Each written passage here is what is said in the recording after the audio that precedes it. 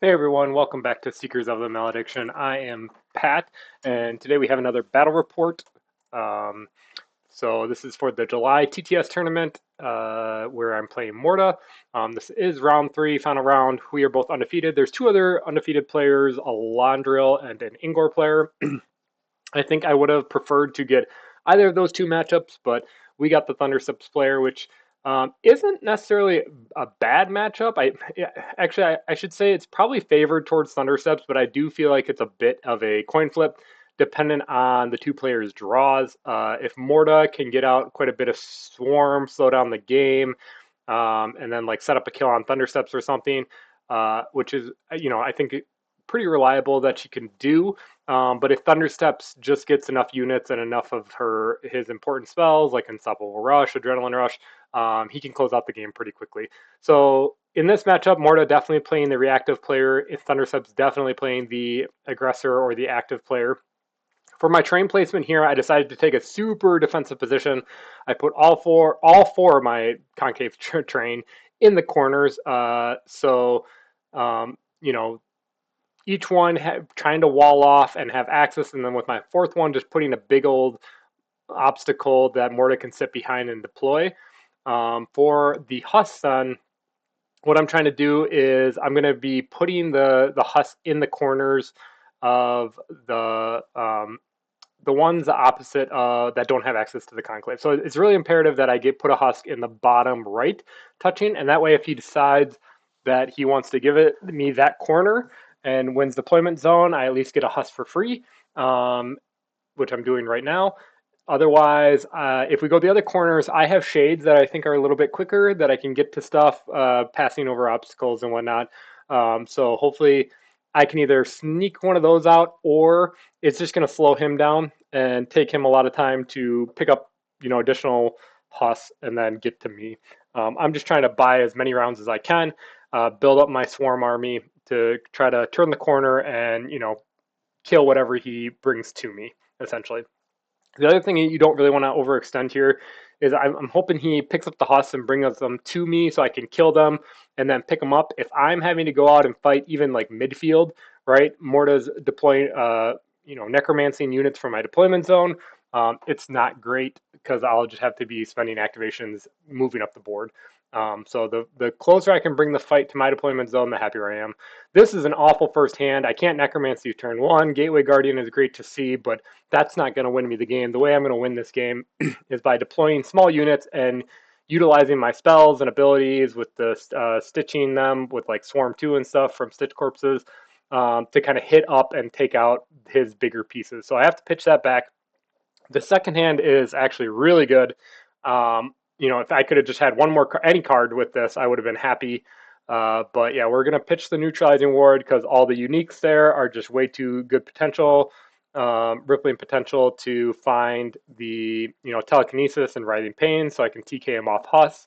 Dreadheart shuts down Thundersteps or something else, and Pact of Demise is great to get my card engine going.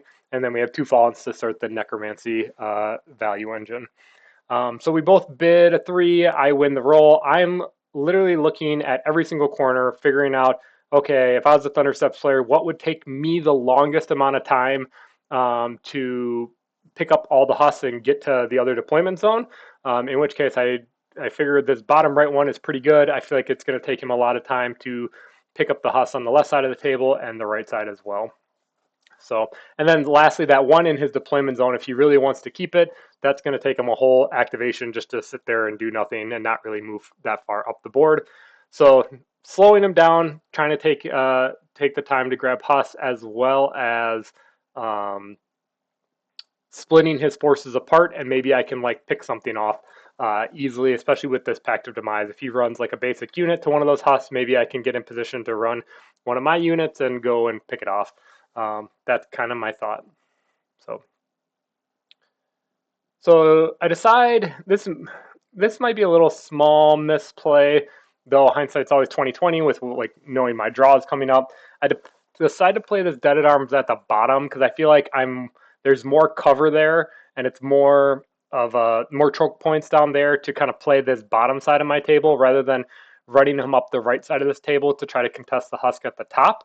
So I do that and put him at the bottom, and then my plan is to necromancy this Deadeye Archer out to grab that husk right by me. Um, yeah, I think maybe going up top because knowing my Deadeye Archer is going to be kind of this bottom right corner, but favoring the right side of the board, he's more in a position to help out the Deadeye arms. If I were to go up the right side of the table, whereas you kind of will see that this Deadeye Arms is kind of off on an island by himself, and he's not really going to get much of support from anything I summon or from the Deadeye Archer. So he goes, makes me go. Oh wait, did he go first? Oh no, I went first. Summon Morda. He goes shamans, battle cries, and then I go with the dead arms running on the bottom board. He goes with the Cavern at this point to run it into contention with the Husk. This is great value for me to Rippling Potential, TK the Cavern onto the Flesh Gardens, do a little bit of damage, thin out my deck by drawing two cards really, and get Writhing Pain online so that I can deal a ridiculous amount of damage to Thundersteps, and then deny him the Husk to slow him down again. And then his Ambusher is going to stay put and pick up this fourth one. So this was I could not ask for a better start to this round one. We each pick up one Husk. All his units are like 6 inches away from his deployment zone. There's still a bunch of space between us. He does get the Scepter, which is pretty good on the Ambusher. Range 18, really far, 21 if he discards a card. Uh, so that's really great for him. But I feel really comfortable feeling like I'll have enough time to kind of build my board um, and get ready for his aggression. But then my draws was a Ruin Ward and a Neutralizing Ward, two spells, which really sucks. So this the way you lose is with Morda, and this happens from time to time, is if you just can't get value out of her Necromancy engine. This is definitely a brick here, which feels bad. I do have an out. I just need to kill something, right? So I have this Pact of Demise. I'm hoping he plays a Gorehorn, which is great. I'm hoping I can bait this Gorehorn into charging something, and then I'll Pact of Demise it, kill something. Morda will draw a card. I'll get to Necromancy, whatever I Pact of Demise out. So I should be able to get a Necromancy out this turn and keep the engine going, keeping his activations down. Pact of Demise is just such a strong card for that value engine. It's essentially trading, getting you're kind of getting 3 cards of value um, for the one card. Like it's a 3-for-1 kind of, if you think about it. But yeah, this is probably my biggest misplay of the game right here. So I'm just first seeing, okay, could I bait this Gorehorn in first and maybe like double shoot with Writhing Pain on the Archer to kill him, and that way I can save my Pact of Demise, which would be great. I decided with 12 HP, it's just not likely to happen. So I'm gonna move my Dead at Arms down here to contest this Husk, and then hopefully bait him into a charge that he can hit me, and then I'll Pact the Demise off of my Morda or my Deadeye Archer. Big problem here is my positioning. I left it so that he can charge, which he's going to do, and then if he hits me, he's going to knock me back, and I'll no longer be in range to Pact the Demise him. So what I should have done is wedge my model just deep into that corner there between the Husk and the Conclave terrain. That way, if he does hit me, I don't get moved anywhere, and yeah, then I can, he still would have had to charge me, but this it necessarily didn't cost me the game, but it was a huge misplay. So he's going to knock me 6 inches away, and now I'm screwed, right? I'm not going to be able to Necromancy, so definitely losing value here, playing off my back foot. He's going to pick up 2 Husks. There's just not a lot I can do. So the rest of this turn, pretty boring, just kind of staying put. And moving up, trying to get a little bit more aggressive, but he has this Ambusher kind of providing cover for things where he can just double shoot, so I can't really play super aggressive where I could run the Deadeye Archer up into a better position and get ready for his Mauler, because he'll just double shoot it. So taking cover there just to not get shot a bunch of times, and then Morda is going to have a turn here where I can get her better positioning, but Honestly, I just don't feel like there really is a lot of better positioning she could be in either. This archer or ambusher rather is doing a lot of work with the Tempest Scepter, just threatening from very far. And the only really blocking terrain I have that's good is the Conclave, this left pillar here, and then the Flesh Gardens. And I just, with the 3-inch move from Thundersteps Legacy, just he can kind of get the angles where he wants them. So I try to stop, at least prevent him this turn from doing something like double shooting. But yeah, I ideally I'd like to find a position that Morta could have just stayed round after round. I think that position wasn't it. I probably should have been a little bit more aggressive with the skeleton, moved him up, and then Morta should have taken the skeleton's position, because if I'm hugging that wall of the Flesh Gardens, I don't think he'll be able to really get an angle on me for the rest of the game unless he gets way more middle of the field, or even to the right side of the board edge. He decides to play Adrenaline Rush off the Cavern Mauler and then double hit this Ambusher, or the Dead at Arms rather, with the Ambusher. He hits first one for 3, and second one rolls a 1. Same thing as a grave, so he just had a double hit there to kill him. Lucky for me, I am able to keep him alive.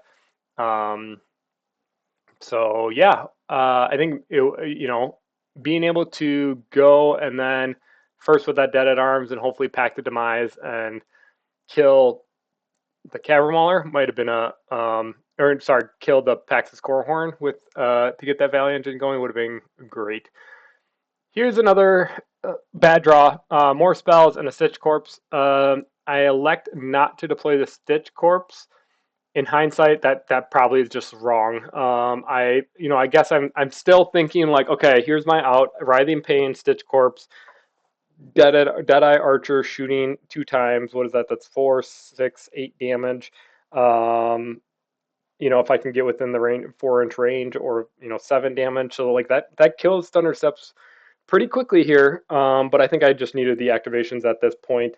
So I like not to deploy it, knowing that something's dying this round, no matter what, whether it is me pack the demising or him just charging and killing something. So playing the Stitch Corpse off of maybe this Deadeye Archer was the correct play, because I'm not necromancing it out. But I guess I'm still trying to figure out how I win, right? Like I know that I've now gotten the spell cards I need to win the game, but I'm just completely whiffing on any units. And it's not like I need specific units, I just need any units that I can put on the board. So that feels bad. Again, we're banking on a miss here from the Gorehorn, but he hits it again, which, needing 9 plus to do so that's like a 40% chance to miss. But he gets them both back to back. So first one knocks me away. Second one, he hits me again and then knocks me into the drink and kills me. So that feels bad. All right, having to put this Dead at Arms back out there. And he sees an opportunity, which I kind of miss, because I'm kind of devastated by the initial bid and him hitting, that he discards a card, and then moves up 3 inches and is going to double shoot the Dead at Arms and Morta.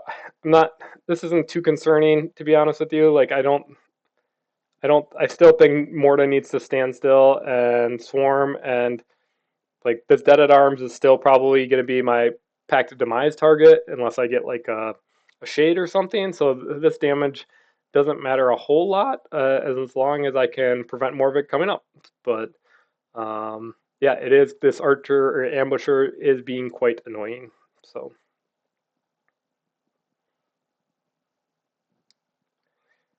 again, not Dan played a really great game. I think he got a good hand, and he's just playing very patiently, right? Taking the pieces that are quote unquote free, not overextending, not just charging in blindly. The other thing he did is he got Ring of Time, which, here's another moment where my words are coming back to bite me. Me saying Ring of Time is just so garbage. The only moments Ring of Time is good is when telekinesis is in someone's discard. And I did play telekinesis early on, so Dan identifying that round two to, pick the Ring of Time.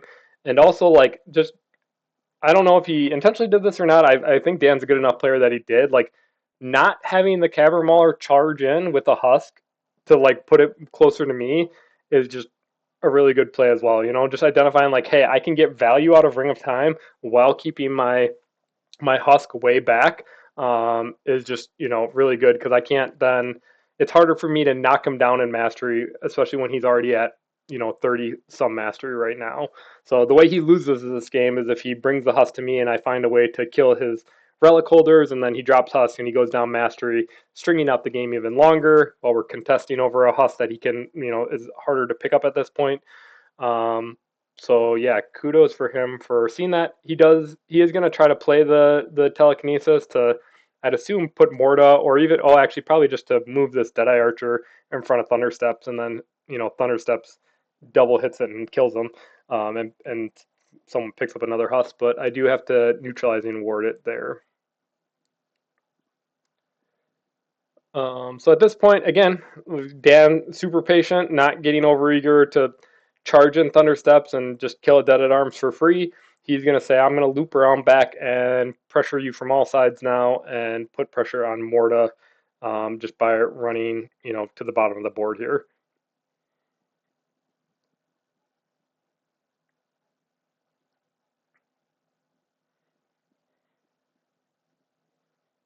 The reason why I bid that Rune Ward is I thought the value was there. Plus, I'm getting hit on so many different fronts here. I think my line of play was to hopefully dodge more spells and hope he just draws like a bunch of units or something. Like, something has to go wrong for him. It's never a good position. You're never in a good position when you're waiting for your opponent to mess up for you to come back into the game, and that's definitely where I feel I was at. So I'm playing more risky or like making lines where I'm like, okay, he has to do this or he has to blank this, in order for me to come back in this game. Because I think if he keeps on playing the way he has, this game is pretty much over. I do draw a Tragedy of Greed here and another Stitch Corpse. Um, I decided to bid here because I think he's in such a commanding lead that I was hoping he would give this for free. Like, he has a Gorehorn on the board, so I was hoping, like, oh, I have to go with the Gorehorn anyway. Initiative doesn't really matter to me, so I was hoping that the Stitch Corpse could just secure it for free, and then I could go with I could deploy the Tragedy of Greed, go with the Dead at Arms, Pact of Demise, the Cavern Mauler to drop him down mastery. I have the Dreadheart to play on Thundersteps for when he wants to send Thundersteps into Mordor, or for the Ambusher, if he's going to double shoot.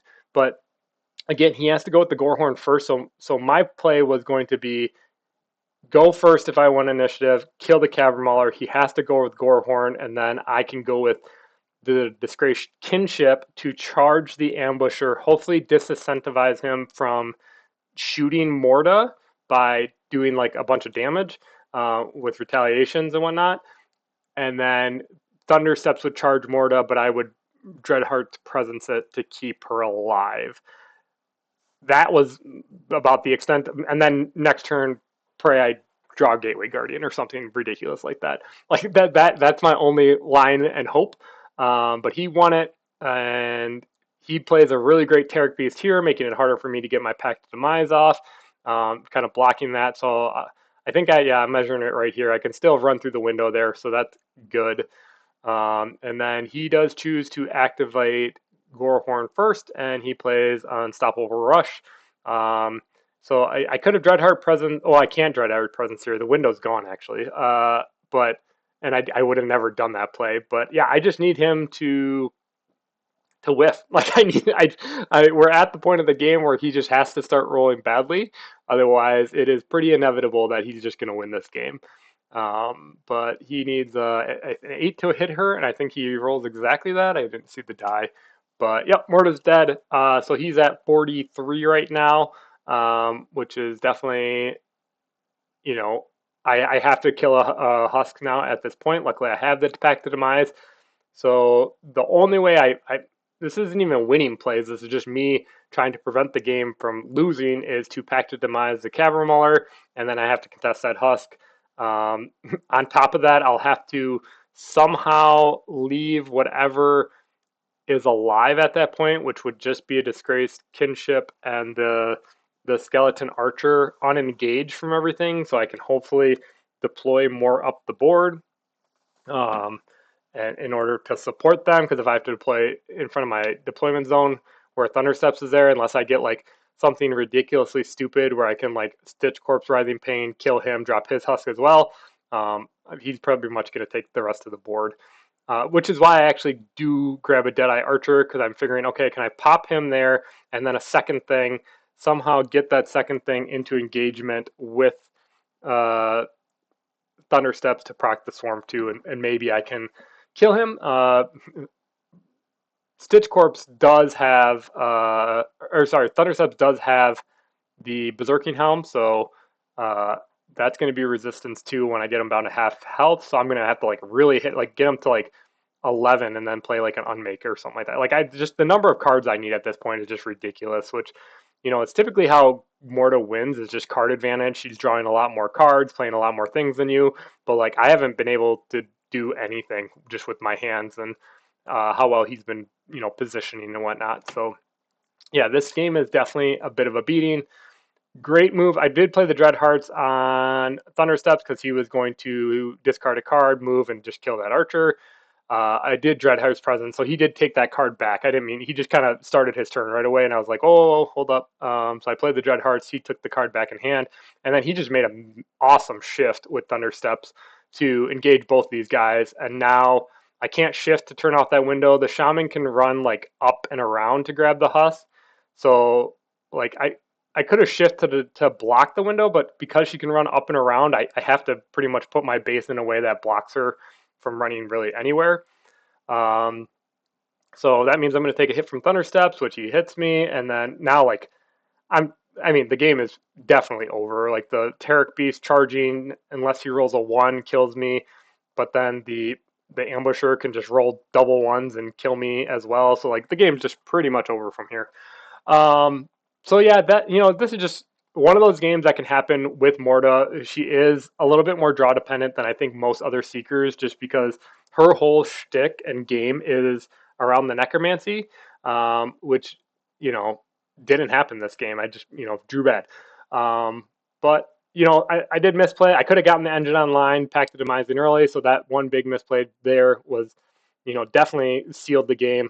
And then he's trying to play for mastery, you know, which is the right thing to do because we're apparently still doing that for some reason. So I really hope that that changes soon. But he's trying to kill this archer with his ambusher at the bottom here. But I have the Stitch Corpse to give it resistance 1. So even though I'm kind of like checked out now, I just shift him back to what I thought denied him. He's still going to discard a card, move the ambusher 3 inches, and then the ambusher going to try to double shoot, and he has a Cataclysmic Blast in his hand as well. But luckily, he missed once to turn that off. So that's going to do it. I think his final score was 49-14 because I walked away with Husk. Deck review coming up, but otherwise, until next time, thank you.